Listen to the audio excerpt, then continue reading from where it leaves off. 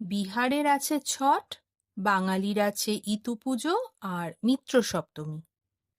বিহারের আছে ঠেকুয়া, আর আমার আছে আমি আর আমার মা। ছট পুজো উপলক্ষে আজকে বানালাম ঠেকুয়া। প্রথমে একটু মোটা আটাকে নারকেল কোড়া, অল্প এলাচ গুঁড়ো, তরল করে রাখা গুড়, অল্প সুগার ফ্রি বা চিনি দিয়ে আর ঘিয়ের ময়ান দিয়ে ঠেসে মাখুন। আর দেবেন মৌরি। এক্ষেত্রে আমরা বিলোনা ঘির ব্যবহার করেছি। যেমন স্বাস্থ্যকর তেমনই হেভি টেস্ট হয়। যখন মিশ্রণের মাখাটা মুঠোতে নিলে আর ভেঙে যাবে না, তখন ভালো করে গুড় দিয়ে আরও একবার মেখে তালটাকে 20 মিনিট বিশ্রামে রেখে দিন।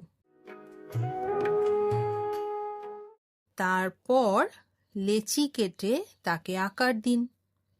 আমরা ছুরি, কাঁটা চামচের ব্যবহার করেছি।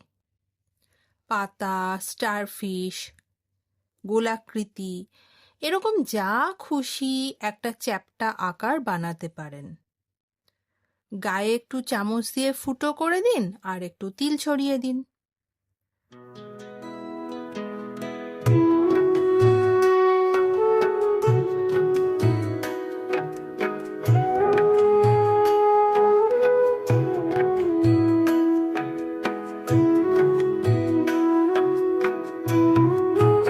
কড়ায় দেওয়া সাদা তেল গরম হলে তার মধ্যে দিয়ে মুচমুচে করে ভেজে তুলে ফেলুন।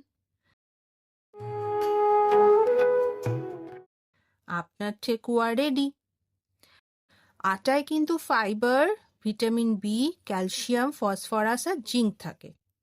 গুড়ে আছে অ্যান্টিঅক্সিডেন্ট, আর বিলোনা ঘি তো হেলদি ফ্যাটের খনি। বানিয়ে জানান খেতে কেমন হলো।